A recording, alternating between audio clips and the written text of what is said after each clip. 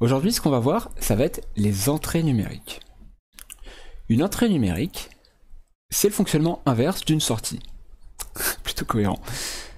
Dans une entrée numérique, votre Arduino, elle va fonctionner un peu comme un voltmètre. Vous vous rappelez, on avait utilisé ça l'autre jour, dans la première séance, le multimètre qui nous servait à regarder l'état d'une tension. Est-ce qu'on avait la présence d'une tension ou l'absence d'une tension à un point donné ou entre deux bornes?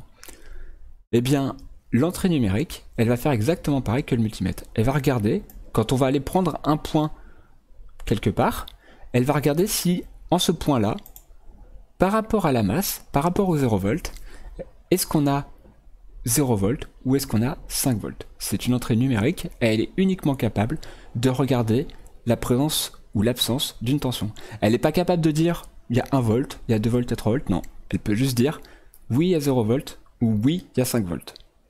D'accord? On ne peut pas faire d'état intermédiaire avec ce type d'entrée. On le verra une autre fois pour les entrées analogiques. Donc une entrée numérique, elle va être capable de regarder si on a absence ou présence d'une tension par rapport à la masse. Pour ça, il va falloir la paramétrer. De la même façon qu'on devait paramétrer la sortie, il va falloir paramétrer l'entrée. Donc là, par exemple, ah oui, petit rappel, toutes les broches qui sont ici, c'est pas ça que je voulais faire, toutes les broches qui sont ici, de ce côté-ci, ah, il m'embête le code.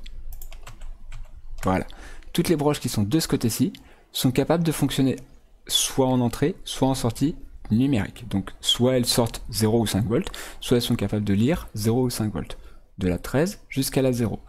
Par rapport à la première séance, vous vous rappelez peut-être que j'ai dit que la 0 et la 1, on a tendance à se les garder de côté pour la fonction spéciale qui est la communication par voie série.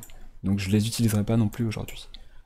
Mais on pourrait, si on était à court de broches, on pourrait s'en servir pour faire de la lecture ou de la sortie. Donc vous l'avez peut-être senti venir, on va de nouveau utiliser la fonction pinMode.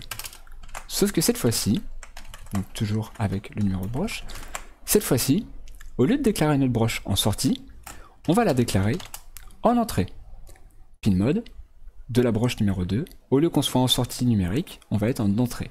Donc on va dire attention à Arduino, attention, sur cette broche-là, je ne veux pas que tu puisses me sortir une tension, je veux que tu sois capable de lire s'il y a oui ou non la présence d'une tension.